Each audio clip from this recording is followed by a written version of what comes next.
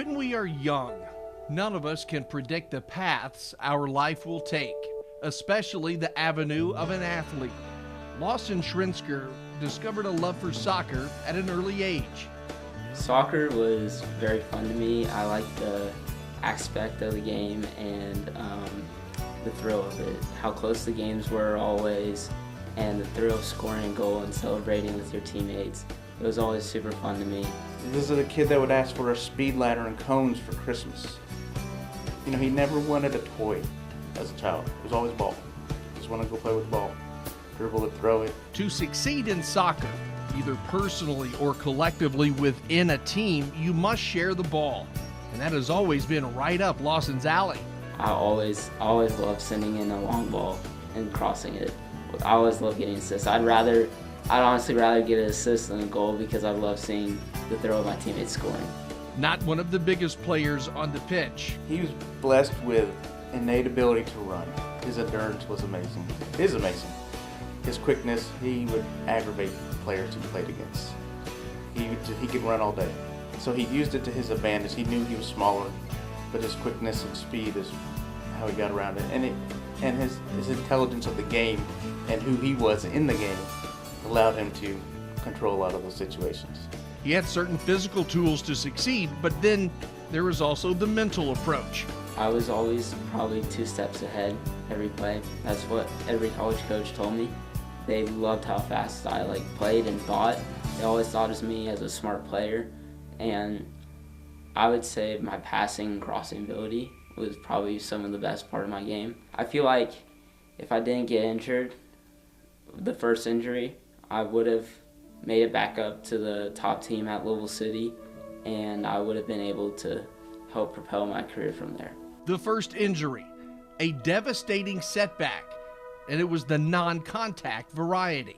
I've always been known to be pretty good at corner kicks, and I've always taken them for every team I was on, but I kicked it maybe 5 feet, and my tibia tubercle just broke off my knee completely. Yeah, it was just, I didn't know what to expect. They'd sent some pictures. It looked bad, but it looked worse in person, and we just didn't know what to expect. We knew it was bad. And it would mean a 6 to 8 month absence from the game Lawson loves. He wore it well on the outside. I know it was killing him on the inside. He hated to watch. But he was there for his team, his teammates. Lawson rehabs and makes it back, and then another problem surfaces. And it was honestly great to go out there and play again.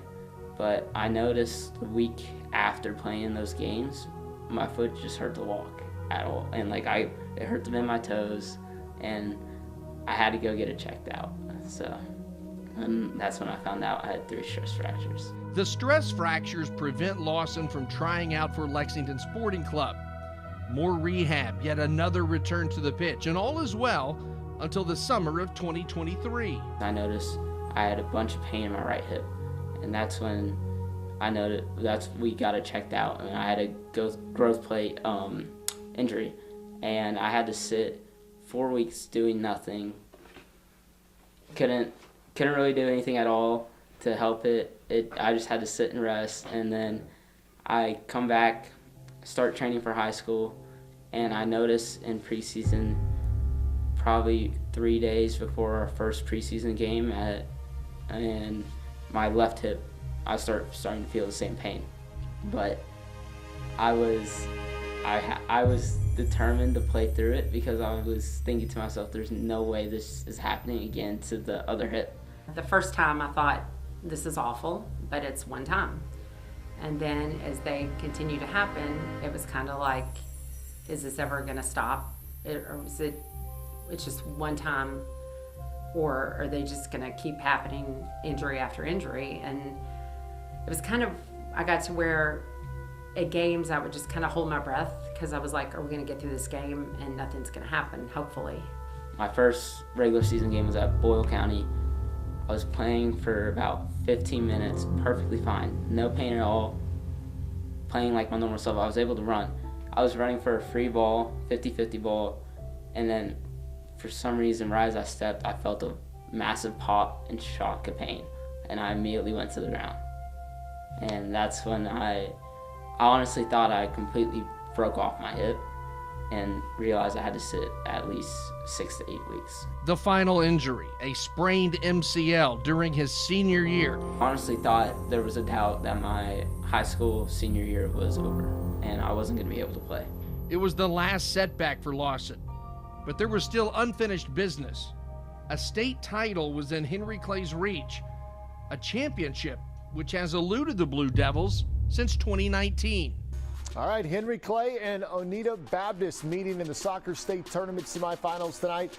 In the first minute of the game, Blue Devils strike. Brandon Cundiff puts it in the back of the net. 1-0 Henry Clay. Same score, second half. Lawson Shrensker centers it to Cundiff for another goal. Henry Clay adds 2 more, picks up a 4-0 shutout. They will advance to play in Saturday's final.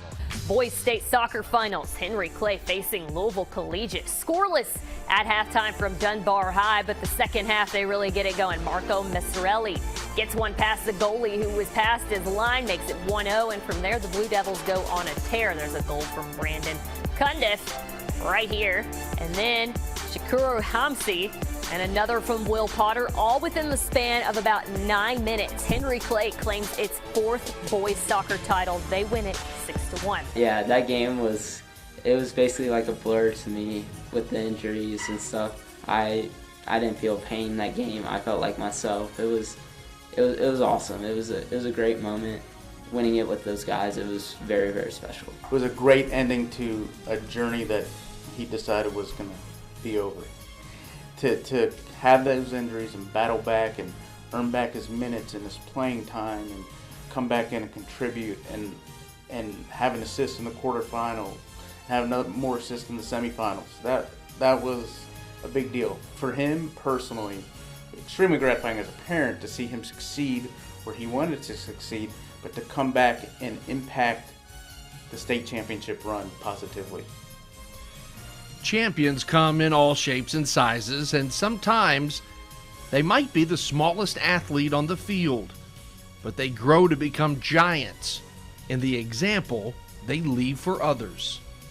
I never gave up. Everything I went through, I pushed through it, and I worked 110% at everything I did.